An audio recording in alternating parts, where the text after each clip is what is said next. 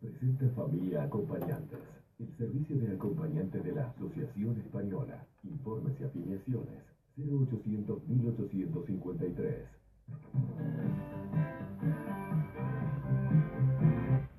Bueno, estamos en el espacio de economía digital, como dijimos antes, está el contador Gabriel Budiño con nosotros, que lo habíamos adelantado. Me gustó porque él fue conversando el otro día sobre las encuestas Twitter, o todo lo que pasaba, y de repente saltó este tema en el medio.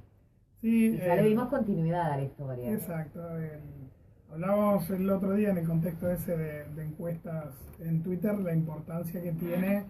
Es decir, por un lado, las posibilidades que dan las herramientas a personas comunes generar contenidos, y por otro lado, la importancia de formar ciudadanía y de generar personas capaces de ser críticas y observadoras de los contenidos, ¿no? Es decir, cuando se democratiza de verdad, una palabra a mí no me gusta mucho usar porque está muy bastardeada, pero cuando se permite, se da mucha facilidad para la producción de contenidos, también es importante formar a nuestros ciudadanos a entender y a discriminar, ¿no? Hablamos varias veces en estas columnas acerca de curación de contenidos, de la importancia de los periodistas agregando confianza a los contenidos y a las organizaciones sociales generando también fuentes confiables de información.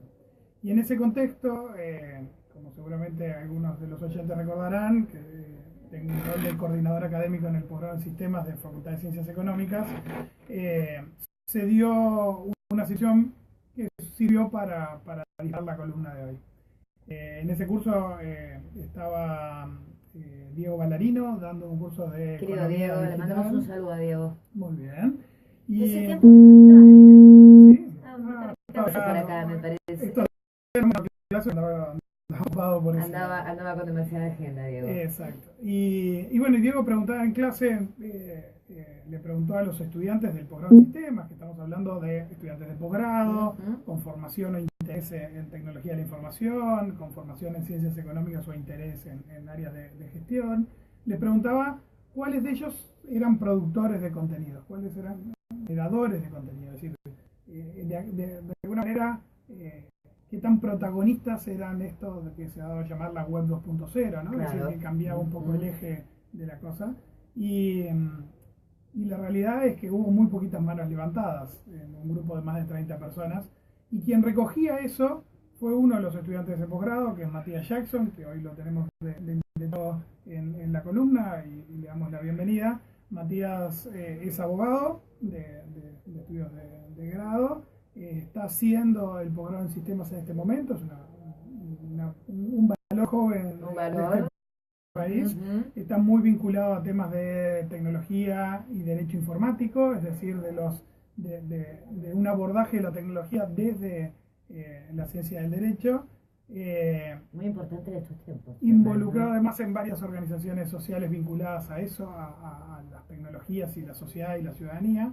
Y él recogía eso con preocupación, decía, bueno, es preocupante que incluso en un ambiente universitario, de posgrado, con perfiles claramente vinculados a la tecnología, haya pocas manos levantadas vinculadas a la generación de contenido. Entonces, qué mejor que en lugar de ponernos a teorizar acerca de los jóvenes y de ese disparador que pasó en clase, de ponernos a teorizar nosotros, que traer al propio Matías a contar esa experiencia, porque a su vez es en la sociedad actual, Matías es un generador de contenidos y una persona muy involucrada en eso, en promover que la ciudadanía también juegue un rol preponderante en esto. Está bueno todo eso, ¿no?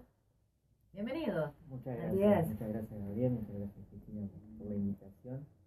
Efectivamente, la verdad que cuando Diego preguntó en clase quiénes generaban contenido, primero que nada les mando un saludo a mis compañeros del posgrado, que la verdad es que es un muy lindo grupo coordinado por Gabriel. Preguntó quiénes generaban contenido, quiénes usaban las redes sociales con uso profesional, y nadie, muy pocos o nadie levantó la mano, por así decirlo, y la verdad que estamos hablando de la crema de la nata, o sea, somos jóvenes, somos profesionales, y me llamó mucho la atención que nadie visualizara en el uso de redes sociales un posible uso profesional. Entonces, a raíz de eso se disparó un tweet y me generó la inquietud, y Y esto me pareció que era una muestra de lo que pasa hoy en América Latina y quizás especialmente en Uruguay, de la falta de generación de contenido local. Nosotros por ahí tenemos acceso a internet, lideramos los rankings, somos líderes en Latinoamérica y en el mundo de acceso de banda ancha, de velocidad, de lo que fuera, pero si a eso no le agregamos valor, no vamos a llegar muy lejos. Entonces, como que nos que está tenemos faltando todo para, pero no lo hacemos. Hay un tema ahí de creación de estructuras que es importante, ¿no? También. Cuando lo que pasa es que hay saltos que hay que dar y que son significativos, ¿no? Es decir, cuando hablamos de Ceibal, la primera lectura es la de acceso, de accesibilidad, que es un dato que es importante. El plan Ceibal cambió estructuralmente este país en cuanto al acceso, pero también hay que verlo en el paso siguiente, que es la producción, ¿no? Es decir, hay casos emblemáticos, es decir, hay cosas que están pasando claramente, lo hemos hablado también en esta mesa, gurises jóvenes que, por ejemplo, se meten en el mundo de la robótica o hackean Google para demostrar problemas de seguridad o desarrollan ideas nuevas. Es decir, de eso hablamos cuando hablamos de empoderamiento a partir de la tecnología. Claro. Es decir, dada la herramienta, no solo es un tema de conocer qué pasa en el mundo, lo cual es valioso e importante, sino también ser generadores, ¿no? Y ahí hay varias dimensiones que creo que está bueno charlarlas. Una que tiene que ver con la participación activa en discusiones, el típico tuiteo, discusión, subida de fotos, intercambios y opiniones en textos breves, como puede ser en Twitter o en Facebook o en WhatsApp, que ahí hay creación de contenidos y es válido. Ahí seguramente lo que pasa es que muchos actores no se sienten que están generando contenidos por participar en redes sociales. Y después hay otra dimensión que es más compleja, que es la de escribir o producir texto largo, o video, o audio, o música, es decir, pero en cosas que requieran una elaboración y una construcción. Es una dimensión bastante más compleja, pero obviamente muy valiosa. Digamos que audiovisuales y música con más apertura, ¿no? Que la de texto largo, la de documentación. Sí, a veces pasa de que quienes producían ya de antes música hoy utilizan el soporte para canalizarlo. Claro. Pero hay otra dimensión que es relevante, que es la posibilidad que te da la tecnología, por ejemplo, de producir música, por decir algo, con muy bajos costos, claro, o con muy baja infraestructura. Es decir, antes para grabar un disco, para poder pasar a una radio, hay que ir a un estudio, comprar equipos caros, y hoy en día, si sos un músico flexible en capacidades de tocar distintos instrumentos o manejarte con tecnología, podés hacer todo prácticamente vos o reutilizar contenidos, y eso es otra dimensión importante. Creo que justamente, ya sea que escribamos un texto largo o buscamos una canción o lo que fuera, es importante hacer ese clic de decir, bueno, yo puedo producir y puedo subirlo a internet porque así como otro lo subió, yo puedo subirlo también, y no necesariamente siempre ser consumidores de tecnología. Claro. Muchas veces se tiene miedo, se dice, ¿y qué tendré yo para contar? O qué tan importante es lo que yo haga. O cuánto puedo convocar, ¿no? Sería un fracaso. Exacto, sí, ese miedo inicial a animarse a dar el primer paso, y si no lo sacamos, vamos a crear mucho más contenido y eso puede ser apropiado por otro y el otro construir sobre eso. Hay una propaganda que me acuerdo que es famosa de Google Chrome, que muestra los inicios de Justin Bieber con videos en YouTube que la madre subía del niño cantando. Claro. Miren dónde llegó, o sea, se puede. Y ahí además un tema de formación de ciudadanía, ¿no?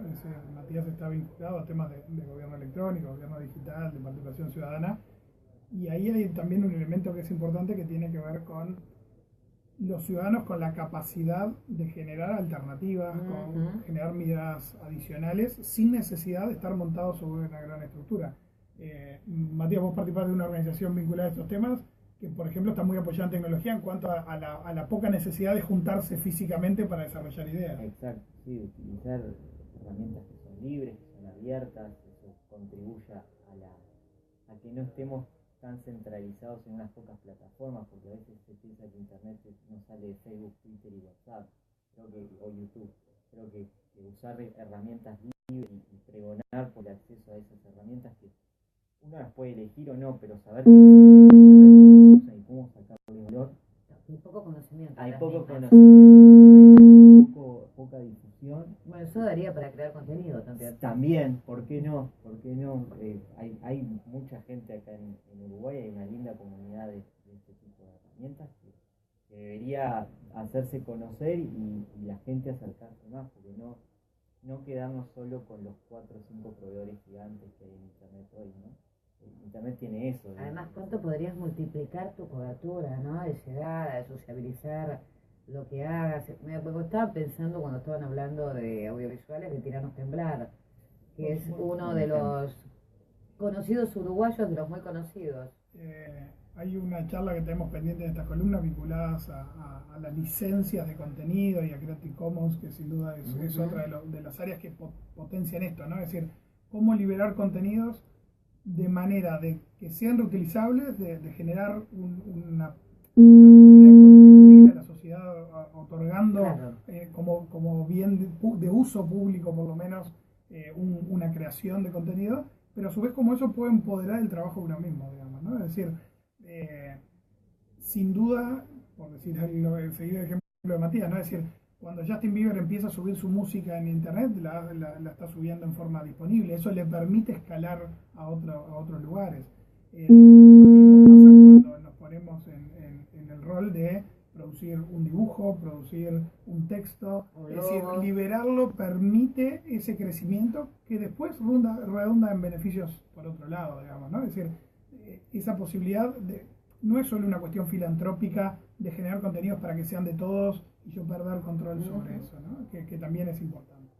Y después el otro elemento que quería mencionar tiene que ver con eso de tomarse un tiempo para producir, ¿no? Es decir, en una sociedad muy acelerada y donde la inmediatez es la clave, digamos, darse unos segundos unos minutos para reflexionar, para elaborar, para generar productos un poquito más complejos, que nos exijan generar argumentos, ¿no? La gran dificultad que tenemos en redes sociales, por ejemplo, tiene que ver con esa inmediatez, ¿no? El responder en caliente, el contestar, y tampoco en escuchar mucho al otro, sino en pegar el grito, digamos, ¿no? Y en contraste con eso, tomarse un tiempo para desarrollar un texto largo o tener argumentos fuertes, es un muy buen ejercicio personal, es decir, para crecer uno y a su vez ponerle peros a su propio discurso, y además para hacer aportes reales, digamos, ¿no?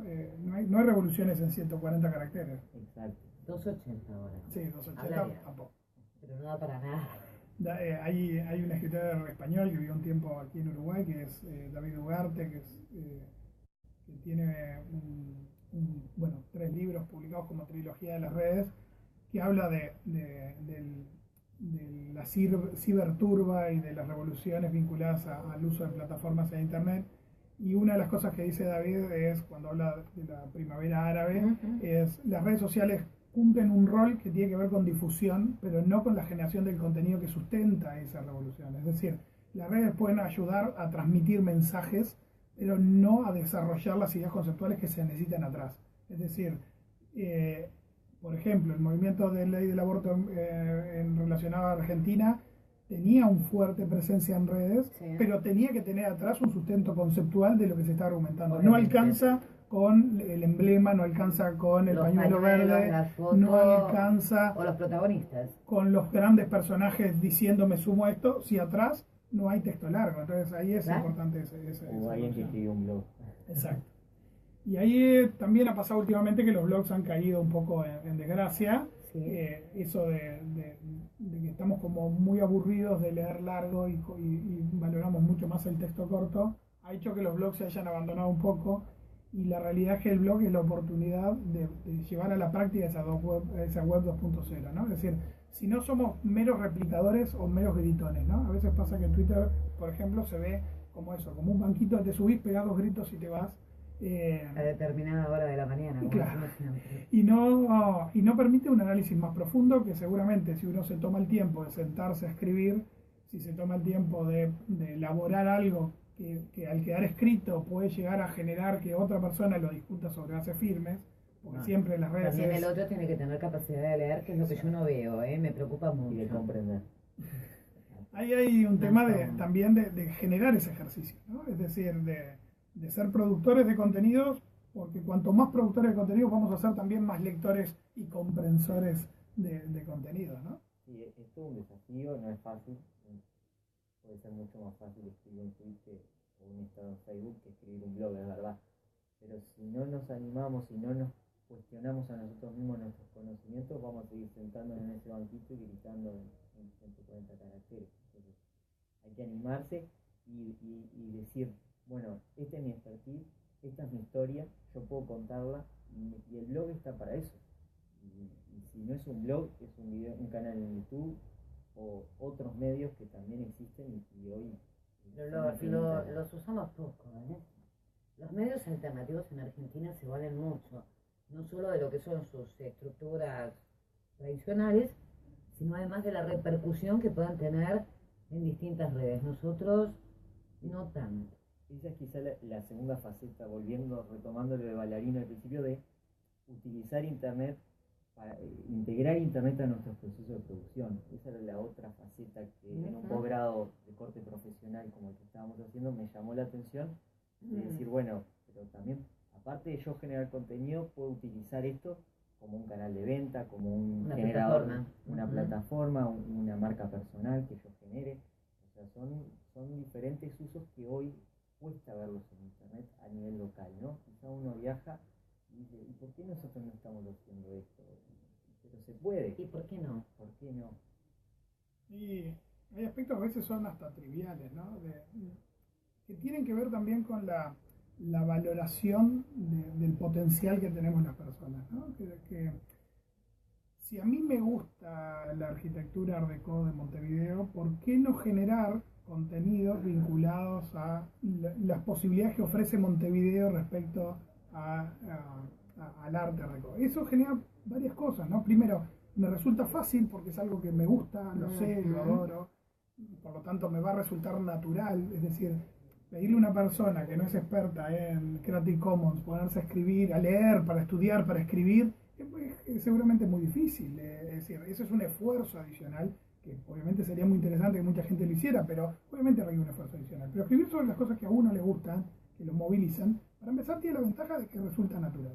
Segundo, es que lo posiciona a uno, a la persona que está haciendo ese trabajo de generar contenidos, en una posición generosa, de dar algo que uno conoce, que uno ha recorrido, que uno ha mirado con sus ojos. Reconoce. De ahí el fenómeno de la fotografía, que yo te digo siempre, ¿no? Nunca pensé que con una foto se lograse un movimiento en redes y Fabián lo logró. Exacto, es decir, cuando uno le gusta algo, se apasiona por algo y lo comparte, tiene la posibilidad de dar a los otros, y eso tiene a su vez ese tercer elemento que es la retroalimentación. Es decir, que si uno genera contenidos sobre las cosas que uno le gustan y conocen, seguramente se encuentre del otro lado con personas que coinciden, que tienen gustos en común, que tienen la posibilidad de acercarte otras miradas adicionales.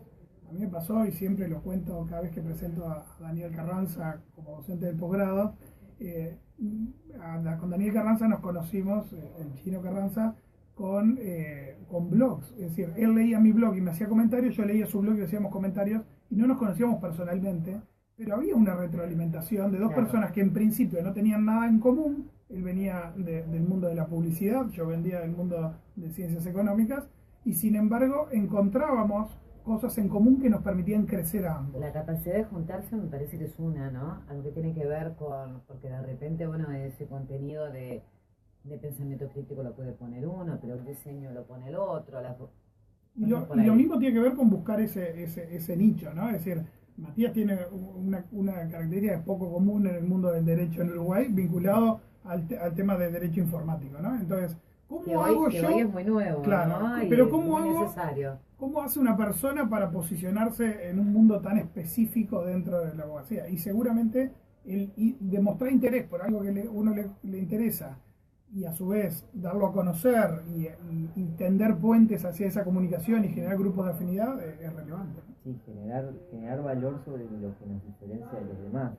En clase hablábamos de la cantidad de contadores que se reciben anualmente, la cantidad de abogados, escribanos. Ya no alcanza solo con el título y ni siquiera con el posgrado. Hay que saber utilizar estas herramientas que nos pueden marcar el diferencial entre que un cliente elija uno u otro. En eso se nos va generar contenido, generar vínculos con otras personas, que las personas sepan reconocer el expertise de uno hoy a través de Internet. Y además poder salir del país, ¿no? No ser solo, No solo en el ámbito local. profeta en tu tierra. Sí, claro. La generación de contenidos tiene esos potenciales, ¿no? La pregunta, entonces volviendo a esa pregunta de Diego, de cuánta gente contenido y de por qué son tan pocos generando contenidos, quizás tiene que ver eso también con nuestra cultura, ¿no? Es decir, durante años fuimos receptores de contenido, ¿no? Es decir, uno trabajaba durante todo el día, prendía la televisión y recibía las noticias. Uno se despertaba de mañana, tomaba el diario y recibía las noticias. Siempre la actitud de las personas siempre fue crítica, contestataria, siempre nos quejábamos y gritábamos frente al televisor, ¿no? Exacto, o hablábamos con el almacenero de lo que decía el diario. Exacto, y aquello de los 3 millones, ahora como 3 millones y medio de directores técnicos, para meterlo en futbolero, le agregamos un poco más. Es cierto que que tenemos esa capacidad crítica y que tenemos cosas para decir. Seguramente yo no tengo demasiadas herramientas para abrir un blog de fútbol, pero si hay una persona que realmente siente de que tiene algo para aportar y algo para decir, perfectamente podría convertirse en un cronista de determinadas cosas a partir de ese interés, ¿no? Lo primero es encontrar eso, qué es lo que me moviliza a mí. Además, y qué me puede diferenciar. Me gusta lo que vos decís, porque cuando uno de repente encuentra gente muy valiosa en las redes y lee determinadas cosas que te interesan, pero te quedaste ahí, quedaste con el título. O sea, tenés que lograr que el tipo te siga, para ir un mensaje directo, para ahondar un poco más. Yo periodista, ¿no? Sí. Pero muchas veces leemos cosas que nos interesa profundizar. Y que a veces cuesta decir, bueno, ¿y dónde puedo saber más de esta persona? Claro, ¿no? Justamente, que es lo que nosotros preguntamos a muro abierto, ¿no? ¿Dónde puedo encontrar? Contame más. Claro. Ahí también el tema es, al final, de que uno tiene un interés, que uno tiene las herramientas, ¿no? Porque a todo esto, obviamente, el gran diferencial que tenemos en este momento es que las herramientas para generar contenidos están muy disponibles. Es decir, toda la explosión de los canales de YouTube entre adolescentes y jóvenes, muy jóvenes, tiene que ver con que la herramienta es muy sencilla. Es decir, generar un canal de YouTube es muy tonto. Hay un compañero de trabajo que su hija con 12 años tenía un canal de YouTube donde se filmaba ella misma dibujando y era relativamente buena dibujando para la edad que tenía, y fue generando una comunidad porque era relativamente buena, tenía la herramienta de facilidad y obviamente eligió un nicho en particular, elegía un tipo de dibujo donde había una comunidad interesada en ver ese tipo de contenido.